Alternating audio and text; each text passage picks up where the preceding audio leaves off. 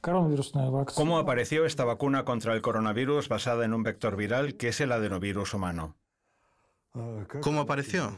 Apareció como resultado de que a principios de este año el Ministerio de Sanidad, y somos una institución pública que pertenece por completo al Ministerio de Sanidad, que es nuestro fundador, nos dio la tarea de desarrollar esta vacuna. La desarrollamos bastante rápidamente. Si hablamos desde que recibimos la financiación hasta que la vacuna fue registrada, más concretamente en 5 meses. ¿Cómo logramos hacerlo en un plazo tan corto? La razón principal es que a lo largo de 25 años o incluso más, en el Instituto de Gamaleya hemos estado desarrollando una plataforma tecnológica a base de la cual luego hicimos esta vacuna. ¿Desde hace 20 años? Unos 25 años, como mínimo.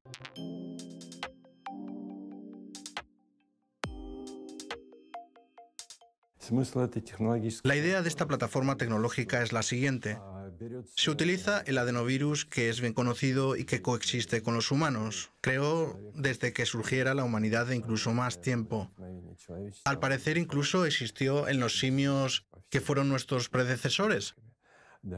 Por eso está muy bien adaptado para insertarse en nuestras células. Con ayuda de la ingeniería genética, se eliminan todos los genes responsables de la multiplicación de este virus y se sustituyen con cualquier otro gen. Por ejemplo, a todos nosotros nos interesa la proteína Spike, S, que codifica el coronavirus. Pues se inserta este gen. Antes habíamos utilizado otro tipo de genes, por ejemplo, un gen similar al del virus del ébola, que asimismo es responsable de la inserción del virus en las células humanas. También utilizamos un gen del otro coronavirus, el MERS, con una mortalidad del 38%. Por eso, cuando a principios de este año tuvimos que insertar el gen S, que codifica el coronavirus y que ahora es universalmente conocido, también lo llaman la proteína Spike. Ya contábamos con una gran experiencia. No solo disponíamos de la tecnología, sino que incluso conocíamos las concentraciones necesarias para inyectar la vacuna a los ratones, los hámsters, los simios e incluso a los humanos. Conocíamos todas las dosificaciones para obtener la óptima respuesta inmunológica con los mínimos efectos secundarios, porque esta tecnología ya estaba bien estudiada. Ya he comentado con qué microorganismos. Además, esa tecnología fue diseñada en el instituto. ¿Podría explicar qué es una vacuna vectorial? Una vacuna vectorial es cuando transferimos de forma dirigida lo que es en nuestro caso un fragmento de ácido nucleico. Vector quiere decir una transferencia dirigida, y esa transferencia dirigida se lleva a cabo mediante un adenovirus especialmente diseñado. En términos crudos o en términos médicos, es un virus castrado de 2 virus vivos. ¡Qué bien! Que son el adenovirus y el coronavirus que genera esa enfermedad que ha provocado la pandemia.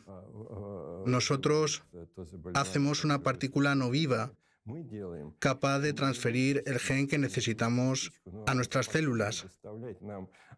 Eso es el primer aspecto. Es más, hacemos 2 partículas que no se distinguen en absoluto por su contenido, pero tienen distintas capas superiores. Una tiene la membrana del adenovirus humano 26 y el otro la membrana del adenovirus humano 5. ¿Son adenovirus diferentes? Sí, son virus diferentes. Lo bueno de los adenovirus es... ¿Cuántos son?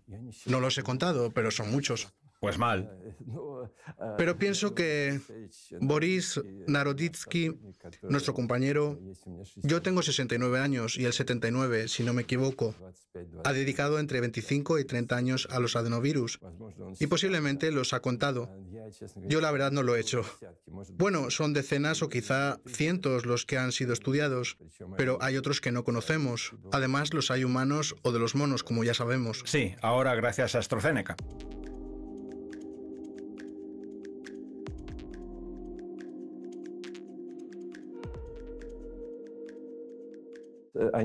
Por dentro tienen una estructura muy parecida o incluso idéntica, pero por fuera la capa proteica que cubre su ácido nucleico se distingue mucho por sus propiedades antigénicas e inmunológicas. Y creo que hemos aprovechado esa posibilidad que nos brinda la naturaleza al 100%. ¿De qué forma?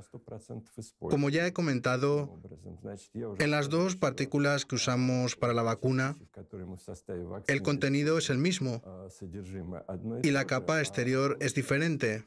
En el primer caso... Es decir, en la primera inyección y en la segunda inyección. Sí, en la primera y en la segunda vacunación el contenido de las partículas con las que se vacuna al ser humano es totalmente idéntico. Lo codifican...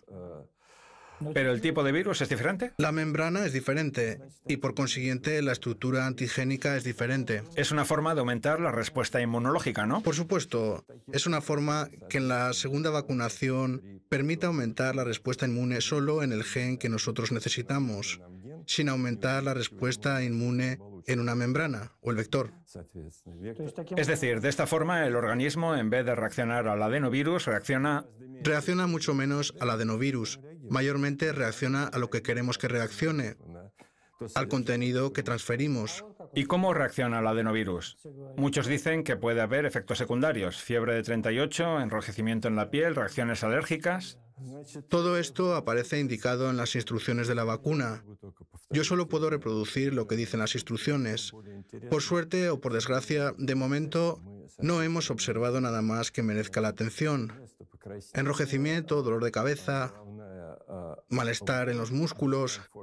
Y desde mi punto de vista, el efecto más visible es que puede subir la fiebre hasta los 38 grados durante 2 días, lo cual se puede combatir con una pastilla de paracetamol. Y hemos observado estos efectos secundarios, en suma, en el 15 o 16% de los vacunados. Es decir, me gustaría señalar que el 84 u 85% de los vacunados no siente ningún malestar por esta vacuna. Bueno, el 15% no es poco. ¿Es comparable en promedio el nivel de malestar, por ejemplo, con la vacuna contra la gripe? Es una pregunta totalmente correcta. Yo diría incluso que es comparable con cualquier otra vacuna incluida en el calendario nacional de vacunas. Por lo tanto, estamos en el promedio de efectos secundarios. Además, son efectos secundarios que, por regla general, no requieren ninguna intervención medicinal y tampoco conducen a la baja médica durante la vacunación. Es decir, todos esos efectos secundarios se sobrellevan de pie. ¿Cuántas empresas del mundo empezaron a hacer la vacuna siguiendo ese método antiguo y experimentado? La Universidad de Oxford y AstraZeneca siguieron el mismo camino. Tan solo usaron otro Vector. el adenovirus del mono. ¿Por qué todos siguieron este camino, salvo quizá la empresa Pfizer, que utiliza otro método? La base del método utilizado por Moderna, Pfizer, el Instituto Gamaleya con el Sputnik V, Oxford con su AstraZeneca e incluso de la vacuna china, creo que se llama CanSino. Igual es que la suya, ¿no? Sí, estoy de acuerdo. Muy parecidas. Cuesta encontrar diferencias, pero se las cuento enseguida. El caso es que todos los productores que he mencionado utilizan el mismo método fundamental, aunque les cueste creerlo. ¿El vectorial? No, no se precipite. No lo adivinará.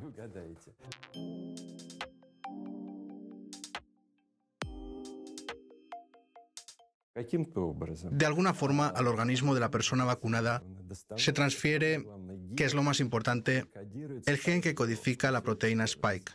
¿Para qué se hace eso? La proteína Spike tiene una organización muy compleja porque cumple muchísimas funciones.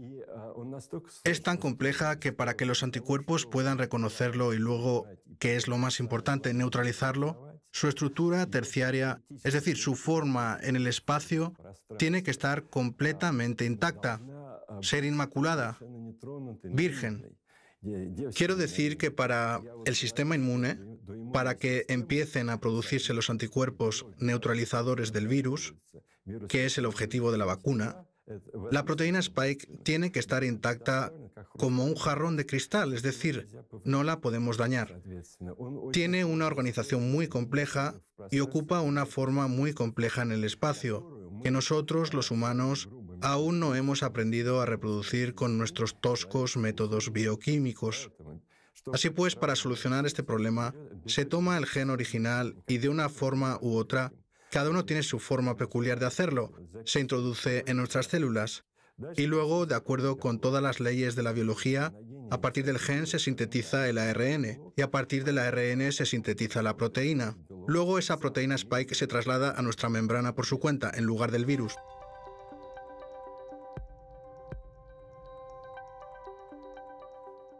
Es decir, ¿la proteína Spike es una especie de simulacro del virus? Sí, totalmente. Nosotros lo engañamos. Hemos engañado a todos. Sí, sí. Hemos engañado al virus, al sistema inmune. Le hemos metido una proteína Spike virgen, pero no como parte del virus. Allí no hay virus. Obviamente el sistema inmune lo percibe como virus y desarrolla unos anticuerpos muy buenos. Obtener anticuerpos en general es muy fácil, pero los anticuerpos que realmente neutralicen el virus, es decir, aquella parte de la proteína Spike con la que se adhiere a nuestras células, eso ya es un arte. Esto se logra transfiriendo el gen necesario a nuestras células.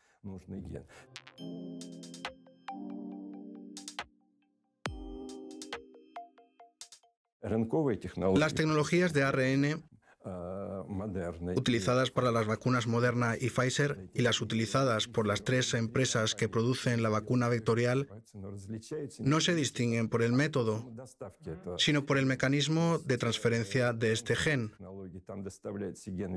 En el caso de las primeras, mediante tecnologías de ARN, se introduce el material genético en forma de ARN recubierto por determinadas nanopartículas lipídicas. Lo que a la vez complica y facilita el proceso de transporte. Yo no diría que... La vacuna de Pfizer debe conservarse a menos 70 grados. Su vacuna a menos 23 grados, ¿no es así? Actualmente, incluso a menos 18 grados hacemos... Se refiere a la temperatura de transporte de las ampollas. Así es, le contaré un pequeño secreto. Durante 2 meses ya se ha comprobado que la vacuna mantiene de forma íntegra sus propiedades si se mantiene entre 2 y 4 grados, o sea, la temperatura de un refrigerador común. Creo que en un par de meses más, cuando se cumplan 4 meses, ya podremos modificar el certificado de registro para incluir esta información, que la vacuna no requiere ser almacenada a menos 18 grados, sino que puede conservarse a la temperatura de un refrigerador corriente. Sí, de un refrigerador corriente. No voy a negar que es un logro conjunto del Instituto Gamaleya y de los centros de producción que hemos convocado con el fin de ampliar nuestras tecnologías. ¿A quiénes se refiere? Se trata de 4 centros: Generium, Biocat, Biofarm y R-Pharma. O sea, los principales centros farmacéuticos del país han pasado a producir la vacuna Sputnik V. Lo que se agradece mucho a pesar de... Pero ¿cómo se dice correctamente? Me parece que la primera vez que escuché este nombre fue de su autor, Kirill Dmitriev. Él lo pronuncia, y por ende yo también, como Sputnik V. V como en Victoria. Así es. ¿Cuál es la diferencia entre esta vacuna y sus 2 competidoras más cercanas? Recordemos que al principio se había anunciado que R-Pharm iba a producir la vacuna de AstraZeneca, también conocida como la vacuna de Oxford. ¿Cuál es la diferencia entre la vacuna de AstraZeneca y la del Instituto Gamaleya?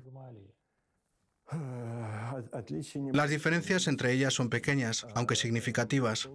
Desde mi punto de vista, Oxford y AstraZeneca siguieron la ruta clásica para desarrollar una vacuna contra patógenos causantes de infecciones aerogénicas, transmisibles por el aire, como la gripe, en primer lugar.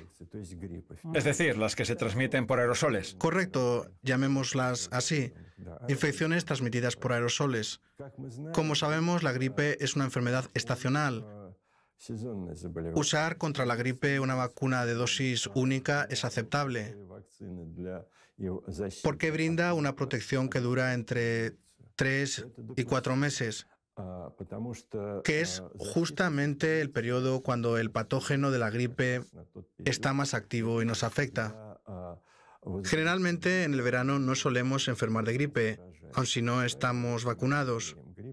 En cuanto a la COVID-19 y la elaboración de su vacuna, nuestros colegas emplearon todas las reglas utilizadas al producir una vacuna contra la gripe. Personalmente, no estoy muy seguro de cuánto han tomado en cuenta las características epidemiológicas del patógeno de esta enfermedad en particular, por la sencilla razón de que ya sabemos que no se trata de una enfermedad de carácter estacional. Hay que lidiar con ella todo el año. De todos modos, muestra picos estacionales. Es posible que cuando hay temperaturas más bajas se conserve más tiempo en el aire, pero también lo hace en verano y nos afecta en primavera, cuando brilla el sol y cuando no.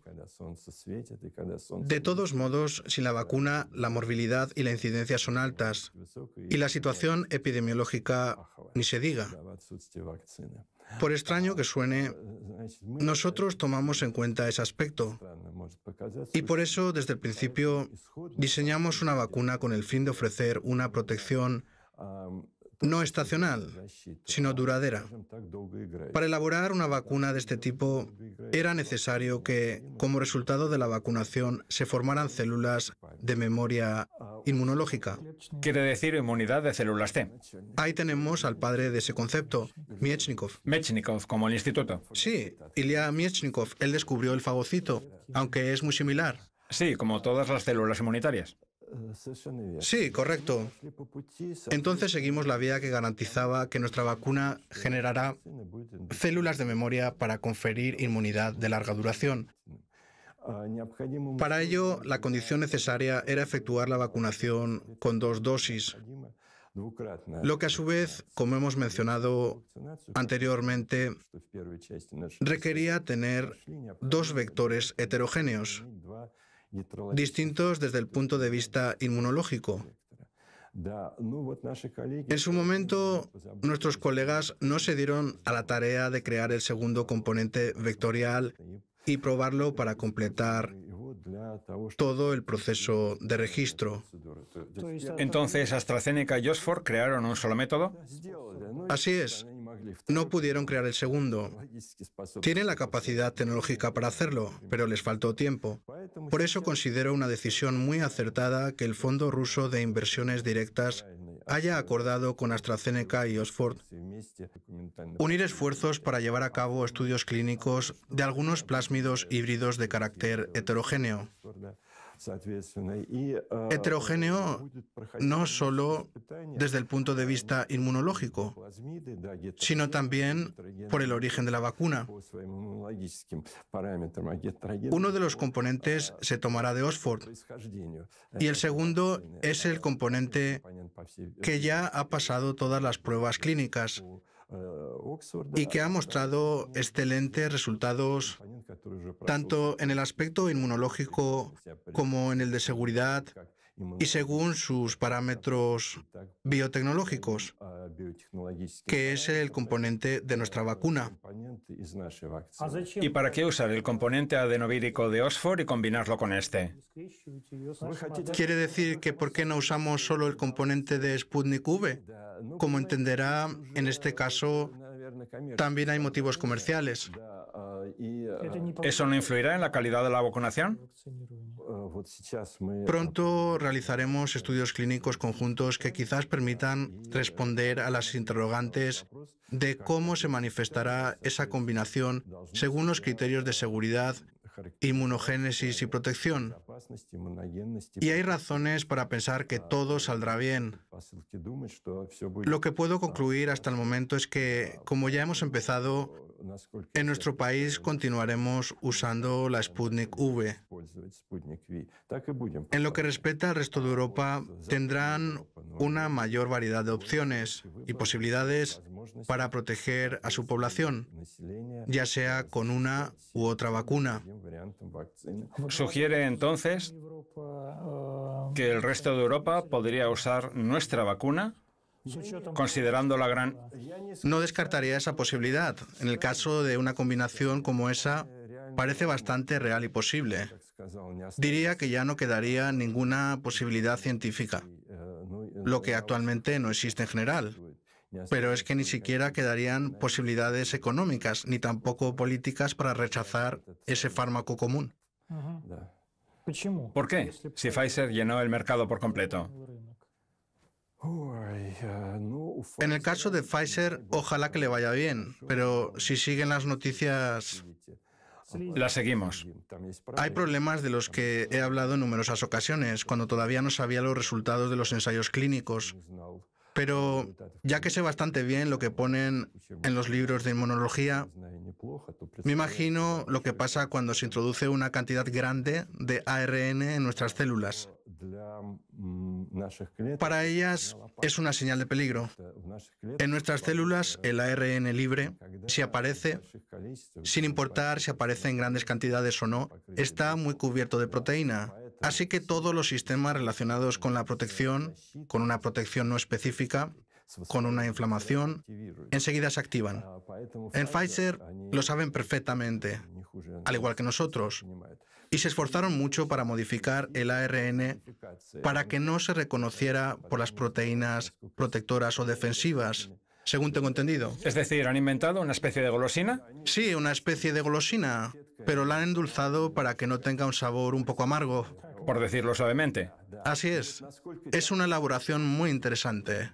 A mí, como científico, me interesa mucho. A mí me parece interesante también porque es conceptualmente diferente por la forma de suministrarla. No estoy seguro de que mis colegas hayan conseguido... Endulzarla lo suficiente. Sí, resolver todos los problemas. ¿A qué puede llevar? Desgraciadamente ya lo está haciendo. Los alérgicos ya están presentando...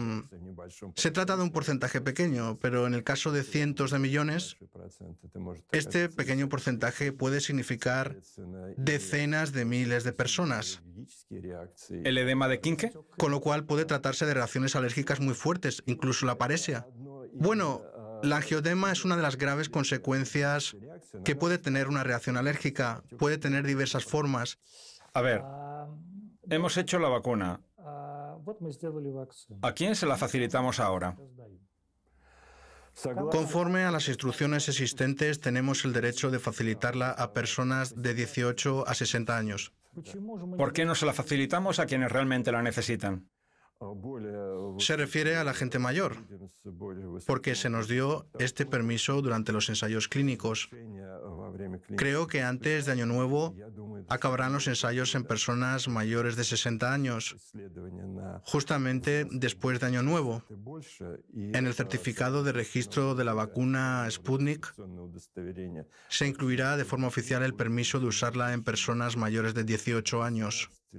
Sin especificar una edad máxima. Exacto, sin especificarla. ¿Se la ha puesto usted? Sí, me la puse el 30 de marzo, junto con mis compañeros. Es decir, ¿la ha probado usted mismo? Yo sí, ahora tengo 69 años, pero en aquel entonces tenía 68. El 30 de marzo nos la pusimos todos.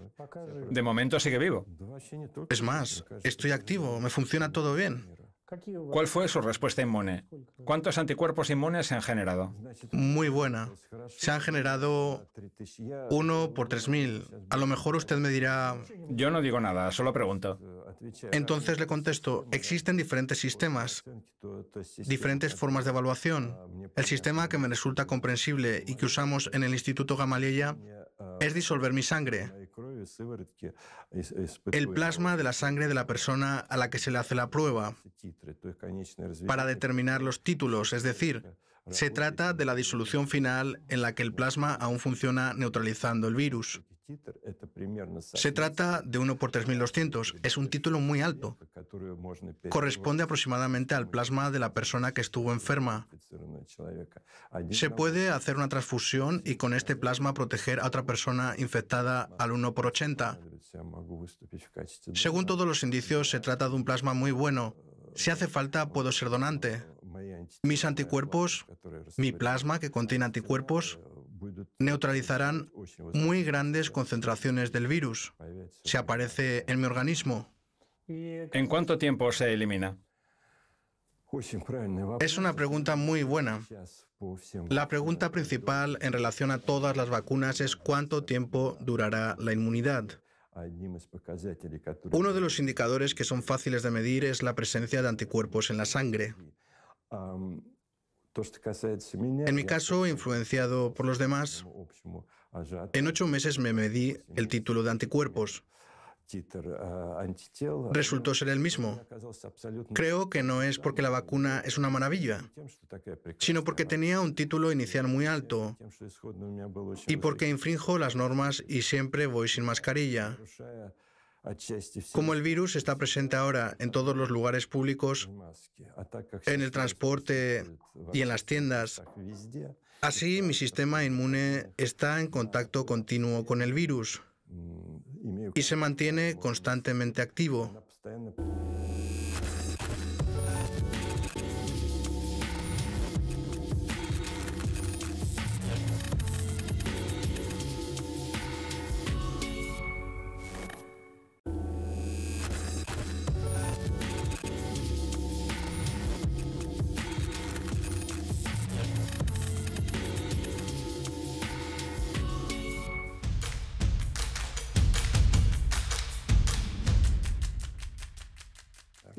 Entonces, decimos que a partir de Año Nuevo la vacuna se recomendará para mayores de 18 años. Para mayores de 60, ya está recomendada para las edades entre 18 y 60. Todas ellas son más de 18. Perdón, tiene razón. En este caso sería lógico preguntar, ¿por qué antes de los 18 años no? Las personas menores de 18 años se consideran niños, aunque a los 14, 15 y 16 años ya no son tan niños. Mi nieta, por ejemplo, ya pesa igual que su madre, mi hija. Debería darle menos de comer. No depende de eso. Es muy delgada, practica deporte, practica bailes de salón, así que está en forma. Con lo cual, a los 14 años la he vacunado. ¿También en eso ha infringido las normas? ¡Qué mal! Lo he infringido todo. ¿Cuántas normas ha infringido el Instituto Gamaleya durante los ensayos? En la práctica, cuando estás elaborando algo nuevo, si sigues todas las leyes existentes, es imposible crear algo nuevo. Para crear algo nuevo hay que... ¿Estaba dispuesto a matar a toda su familia para conseguir una nueva vacuna? No tenía la intención de matarlos, pero de vacunarlos sí. Primero a mí mismo. ¿Trató de hacerlo? Sí, demostrándome a mí mismo, en primer lugar, que la vacuna era absolutamente segura. Y antes de eso se demostró su total seguridad en una vacuna muy parecida, por no decir idéntica, contra no solo el virus del ébola, sino también el coronavirus MERS. Y fueron 220 compatriotas nuestros quienes realmente se pusieron en riesgo durante las primeras 2 fases de los ensayos clínicos de esa vacuna. Al recibir la vacuna no tuvieron ningún efecto secundario y consiguieron un alto nivel de anticuerpos protectores. Por lo tanto, cuando nosotros creamos la vacuna contra la COVID-19, cambiamos una parte de la vacuna por otra, que era un 70 o 75% idéntica a la primera. Por eso entiendo que una persona normal, que no tenga educación específica en ingeniería genética y biología, y no tiene por qué tenerla, la perciba como una vacuna nueva, pero para un profesional no lo es. O sea, que es una modificación de la vacuna. Exactamente, simplemente una pequeña modificación. Por eso lo pudimos hacer tan rápido, en 5 meses. ¿Es que simplemente tuvieron suerte? Como decía mi antecesor, el señor Prozorovsky, Tiene suerte el que trabaja duro. Sí, nosotros trabajamos bastante intensamente, pero en parte fue una coincidencia, sí, porque todo el mundo, y Rusia también, se estaba preparando para una pandemia creada no por el coronavirus, sino por la gripe tipo A, la gripe aviaria, con una tasa de mortalidad de las aves del 90 al 100%, que empezaría a propagarse a la población humana. Nos estábamos preparando para eso, y aquí en todo el mundo hay una buena base para hacer el diagnóstico de la gripe. Y existen vacunas que no son universales, pero protegen el organismo humano. Incluso existen fármacos contra la gripe tipo A. Nadie se preparaba para una pandemia de coronavirus. Hay 4 antivirales que son bastante efectivos. Sí, pero nadie previó una pandemia de coronavirus. Por eso la mayor conclusión científica de esta pandemia es que claro que hay que tener fármacos contra algún patógeno en concreto, pero lo más importante para que un país se sienta preparado es que disponga de tecnologías que permitan solucionar todos estos problemas de creación de vacunas, diagnóstico y fármacos. Y estas tecnologías tienen que ser universales y tienen que basarse en investigaciones científicas concretas. De ellas se tienen que encargar unidades específicas y personas concretas. Y esas tecnologías también tienen que ser fáciles de expandir y tienen que existir fábricas concretas capaces de expandirlas. Y todo eso tiene que ser garantizado con recursos materiales. Para la producción. Para la producción real. De modo que esta es la principal conclusión que podemos sacar ahora, un año después. Sí, hablemos de la producción. Ya hemos dicho que toda la industria farmacéutica nacional está manufacturando su vacuna. ¿Cuántas dosis de la vacuna serán fabricadas y cómo en un futuro próximo? En enero, las entidades de las que ya hemos hablado tienen que llegar a producir 5 o 6 millones de dosis al mes, lo que nos permitirá... ¿Sumando todo el país o hablamos de cada entidad en particular? No, 5 entidades juntas podrán fabricar entre 5 y 6 millones de dosis. ¿Y eso que tenemos que vacunar a 100 millones de personas? Sí, 100 millones de personas. Y no he terminado... ¿Esto significa que necesitamos 20 meses? Si vacunamos a 70 u 80 millones de personas para que la inmunidad de grupo empiece a dar efecto como resultado de la inmunización, entonces creo que para finales de noviembre del año que viene habrá vacunado un número necesario de personas para que la inmunidad colectiva dé sus frutos epidemiológicos. Pero no he terminado. Y aparte de eso está el proceso de infección. No he terminado. Si leemos la prensa actual, allí pone que en Skolkovo, Sberbank y R-Farm están construyendo una nueva planta con el dinero del Ayuntamiento de Moscú. O sea, del gobierno de Moscú. Y dicen que toda la maquinaria ya está montada y que a finales de enero ya estará lista esa planta especializada en la fabricación de esta vacuna, con una capacidad de producción de hasta 10 millones de dosis al mes. Quiera Dios que tenga éxito, aunque yo mismo estoy seguro de ello, porque tienen bastante financiación y recursos de organización también. Por eso, desde febrero, a esos 5 o 6 millones se les añadirán unos 10 millones más. O sea, el volumen de la producción se triplicará. Y la estimación de que hasta el final del año que viene habrá suficientes dosis para todo el país es bastante realista. Incluso tendremos la posibilidad de exportarla. ¿Y si existe posibilidad de exportarla, a dónde? Que yo sepa, ahora de eso se ocupa y se ocupará en el futuro el Fondo Ruso de Inversión Directa. Ellos resuelven estos problemas y les ayudamos con la parte metodológica y científica. Según la información que me han pasado, la India es el país actualmente más avanzado en materia de fabricación de la vacuna. Allí en la India, una fábrica ya ha manufacturado nuestra vacuna. Y la semana que viene, o en un futuro próximo, la traerán de India al centro Gamaleya para demostrar la identidad de ese fármaco con el fármaco original que fabricamos nosotros. Digamos que es un control de calidad, un control externo de calidad. Además, hasta donde yo sé, la capacidad de producción de la planta india es enorme, no la voy a especificar. Yo la sé. Las fábricas en la India pueden fabricar 100 millones de dosis. Eso es, usted ha dicho precisamente lo que me contaron a mí, y yo tenía miedo de decirlo ahora. Sí, sí, es que estamos hablando de la India. Nunca he estado en la India, por eso no lo sé. Pero sí, he estado en China y he visto sus fábricas construidas para el caso de una pandemia con sus capacidades de producción. No he ido a la India, pero me mencionaron esa cifra respecto a la capacidad de producción de sus plantas. Si realmente ponen en marcha semejante capacidad, solucionarán no solo los problemas de la India.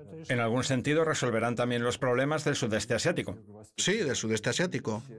Luego está Corea del Sur, donde, según lo que dicen los representantes del fondo que trabajan allí, las cosas también están avanzando de verdad de una manera muy positiva.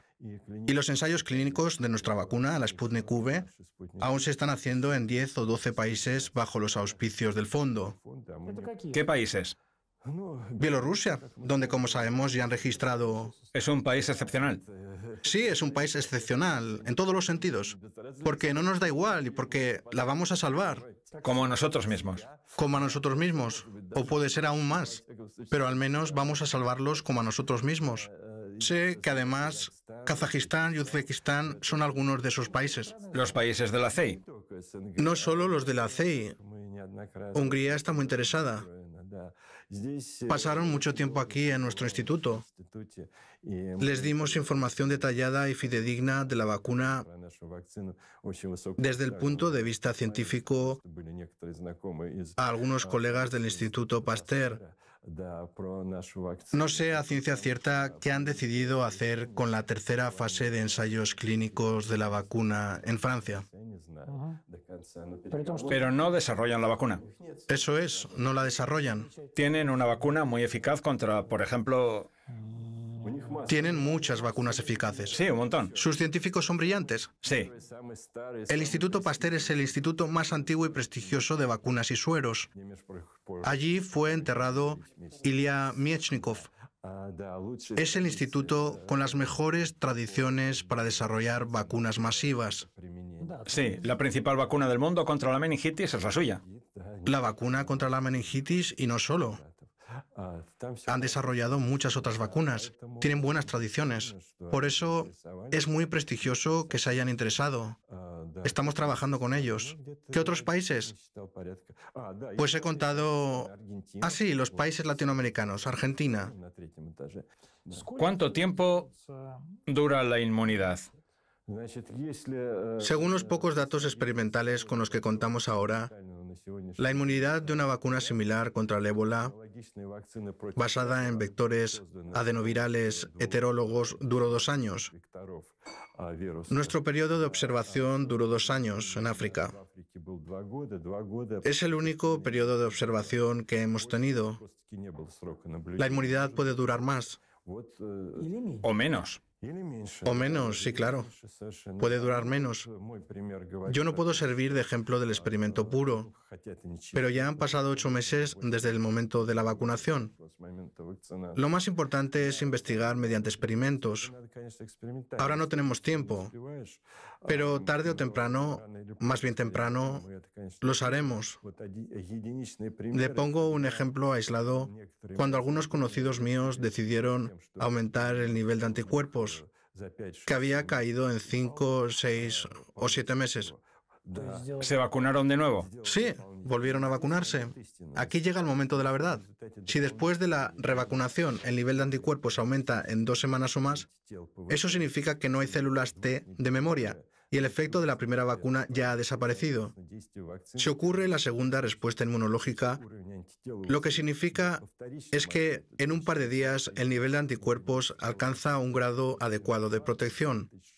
1 por 1600, 1 por 3200. Los ejemplos de algunos conocidos míos muestran que hay inmunidad celular. Sí, es fantástico. Hablemos de la inmunidad de las células T. Sí. ¿Hay algunas ideas?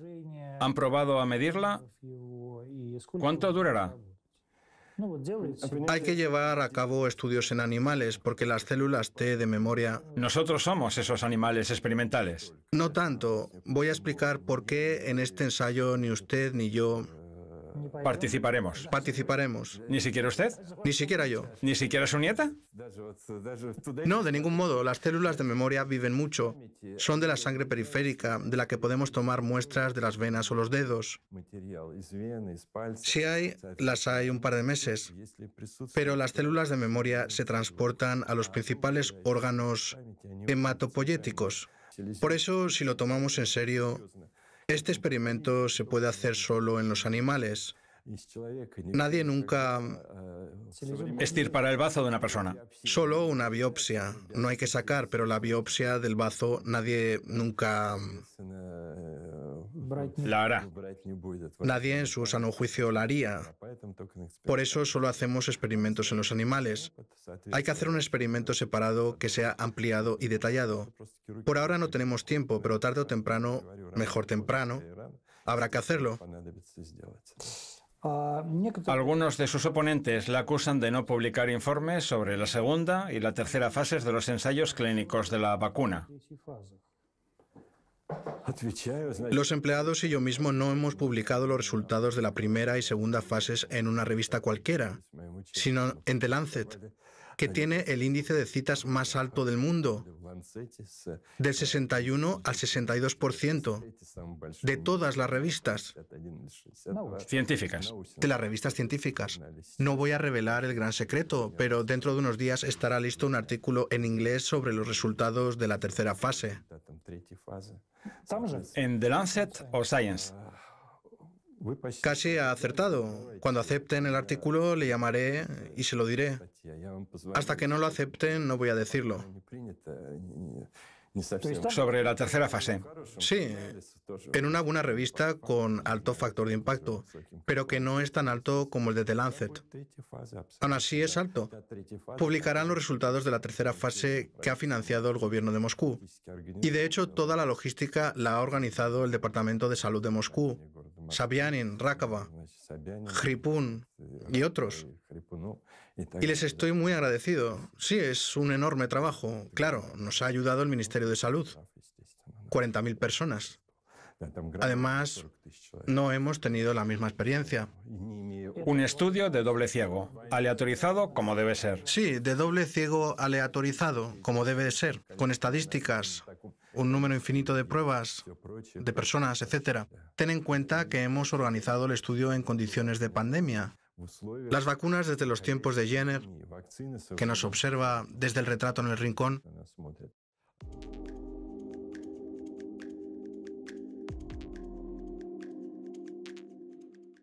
Desde 1796, todas las vacunas las han desarrollado en los periodos entre pandemias, cuando la pandemia va terminando. Desarrolló la vacuna contra la viruela, ¿no? Sí, la primera vacuna contra la viruela. Sí, claro. Desarrollan vacunas en los periodos entre pandemias. Pero nosotros hemos hecho la vacuna y llevamos a cabo los ensayos clínicos en pleno apogeo de la pandemia. Eso complica nuestro trabajo drásticamente. No solo en términos científicos, sino organizativos y éticos. En la pandemia hemos hecho ensayos con un placebo. Lo hemos dado a la gente. Organizar esta investigación ha sido un trabajo muy duro para el Departamento de Salud de Moscú. ¿Qué resultados han obtenido? Vemos una protección del 100% con respecto al placebo contra la enfermedad que requiere atención médica. Si en el grupo de los vacunados alguien hubiera sido infectado, habría padecido la enfermedad de forma asintomática o pasaron la enfermedad con síntomas de una gripe leve, con una temperatura de 37,5 grados, congestión nasal, pero sin infecciones pulmonares ni intervención médica alguna. ¿No hubo neumonías bacterianas? En absoluto. Tiene toda la razón. No hubo hospitalizaciones. Nunca recurrimos a equipos médicos. Y en el grupo que recibió el placebo, por desgracia, todo transcurrió según lo previsto. Eso es. Es decir, hubo pacientes graves y muy graves. Pacientes ventilados, muertos. Sí, sí, de todo. Así que en ese sentido, la protección, la diferencia es muy evidente. Eso es lo que puedo decir. Volvamos al momento en que les pidieron hacer este producto. Vladimir Putin fue uno de sus principales promotores, o por decirlo más exactamente, más bien reclamadores. Yo no lo veo así. Me pareció que tenía un enfoque pragmático. Cuando por fin tuve la insolencia, o mejor, la audacia, de decirle la suma que necesitamos, fue en abril. ¿De qué suma se trata? Ya la he anunciado ante las cámaras y ahora lo volveré a hacer. El 20 de abril, cuando Murasko y yo presentamos nuestro informe sobre los primeros resultados de la vacuna, que eran bastante esperanzadores e interesantes, ya por entonces hacía hincapié en que crear la vacuna sería solo el primer paso, porque lo más difícil sería expandir su producción, dado que las capacidades de nuestra fábrica, que desgraciadamente no podemos visitar ahora, pues está funcionando las 24 horas, son muy limitadas. Para adaptar la fábrica, completar el desarrollo y llevar los ensayos clínicos de la vacuna a la segunda fase, nos hacían falta 1.500 millones. ¿De rublos? Sí, de rublos, no de dólares. Una suma irrisoria. Tal vez lo sea para usted, pero no para mí. Y tampoco para mí, ni para una persona normal y corriente. Pero para el país es irrisoria.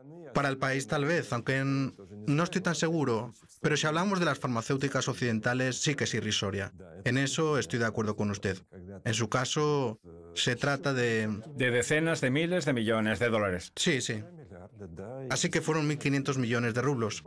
Y al cabo de poco más de un mes recibimos la suma exacta en nuestra cuenta del Ministerio de Salud. Pudimos adquirir nuevos equipos, llevar la investigación científica al alto nivel que tenemos hoy. En buena medida, fue posible gracias a esa oportunidad de financiación. ¿Cree que Putin está orgulloso de ustedes? Es que a menudo menciona a su hija, que se ha vacunado. Usted tiene un retrato del Putin joven. Sí, el retrato... Llevo 24 años aquí como director y este retrato me lo regalaron hace unos 20 años, si mal no recuerdo. Por cierto, es un grabado láser en metal. Vaya, tecnología punta. Es verdad. Así que lleva mucho tiempo aquí, no envejece. Y seguro que seguirá aquí mucho tiempo más. Sí, porque gracias a esa tecnología puntera no envejece. Esperemos que tampoco envejezca la inmunidad generada por la vacuna. Sí. Espero que la vacuna sea beneficiosa para todos los que la han recibido. Y para Vladimir Putin, cuando se la ponga. ¿Aún no lo ha hecho? No lo sé. No dispongo de esa información. Pero todos los servicios de información lo anunciarán cuando vaya a vacunarse. Me parece que ahora se siente más libre a la hora de aparecer en público. No lleva mascarilla. ¿Tendremos que asumir algo? Tal vez, aunque sacar conjeturas no es lo mejor en este caso. ¿Y su hija sí se ha vacunado? Que yo sepa, sí. ¿En su instituto? Bueno, no recuerdo los documentos de identidad de nadie. ¿Y tendrá otro apellido en el pasaporte? No lo sé, no he mirado los documentos, pero hay mucha gente que ha recibido la vacuna en nuestro instituto. Ahora se pone interesante la cosa. Mucha gente que recibió la vacuna. ¿En base a qué se vacunaron si estamos hablando de ensayos clínicos? Estamos hablando de varios tipos de ensayos. Se vacunó el personal del instituto, unas 300 o 400, tal vez 500 personas. ¿De un total de? De 1.300. Menos de la mitad. A lo mejor ya es más de la mitad. Los primeros en recibir la vacuna fueron aquellos empleados que participaron primero en el proceso del desarrollo de la vacuna y más tarde en el proceso de su fabricación. Verá, cada persona es valiosa para mí no solo por ser buena gente, sino por ser un buen profesional. No me puedo permitir el lujo de que alguno de ellos enferme o tenga que aislarse. Tienen que estar involucrados en el trabajo y lo entienden perfectamente. Todos ellos están vacunados. Cada persona que encuentre al salir al pasillo está vacunada. Hay casos singulares de personas que están pasando el aislamiento y hacen bien. Y si tienen que acudir al trabajo por la razón que sea, entonces utilizan todo tipo de equipos de protección individual. Pero son casos singulares. Por supuesto, hemos vacunado a nuestros colegas del Fondo de Investigaciones Básicas de Rusia, que prácticamente han abierto una sucursal aquí, en el instituto. Colaboramos con ellos y compartimos el mismo objetivo. También hemos vacunado a los representantes de varios centros de producción antes de que pudieran producir la vacuna por su propia cuenta. No es ningún secreto, porque ahora que tenemos la vacuna lista y probada, necesitamos, y lo repito hoy por tercera vez, expandir su producción. Todos los que participan en este proceso también están vacunados, voluntariamente, por supuesto. ¿Y lo de la prohibición de empinar el codo? Beber demasiado alcohol está prohibido, claro. Pero tomar unas cuantas copas de champán tampoco es que le vaya mal al sistema inmune. ¿Pero qué quiere decir con beber demasiado? Unas cuantas copas de champán, ya. ¿Qué tal una botella de tinto en un día? Si el nivel de alcohol en sangre se eleva al 1%, eso no tendrá un efecto positivo en el sistema inmune. En Occidente, un nivel del 1% en los 6 o 7 litros de sangre que tenemos lo calificarían de catástrofe. En Rusia no lo es, pero ¿Y eso cuánto es? creo que es el equivalente de unos 300 o 350 gramos de vodka. O en otras palabras, una botella de vino. Por ahí, pero el tamaño de la botella también puede variar desde 0,5 hasta 0,75 e incluso hasta 1,5 litros. ¿Con cuántos días de antelación hay que abstenerse del alcohol al vacunarse? Repito, si quiere tomar una copa de tinto seco o de blanco al día, adelante. Ya. Pero si se consume unos 1,5 o 2 vasos de whisky o de vodka de 42% a diario, eso sí que puede tener un efecto adverso, y no solo en el sistema inmune. ¿En qué más? Es que es un asunto importante para los rusos. En la esperanza de vida.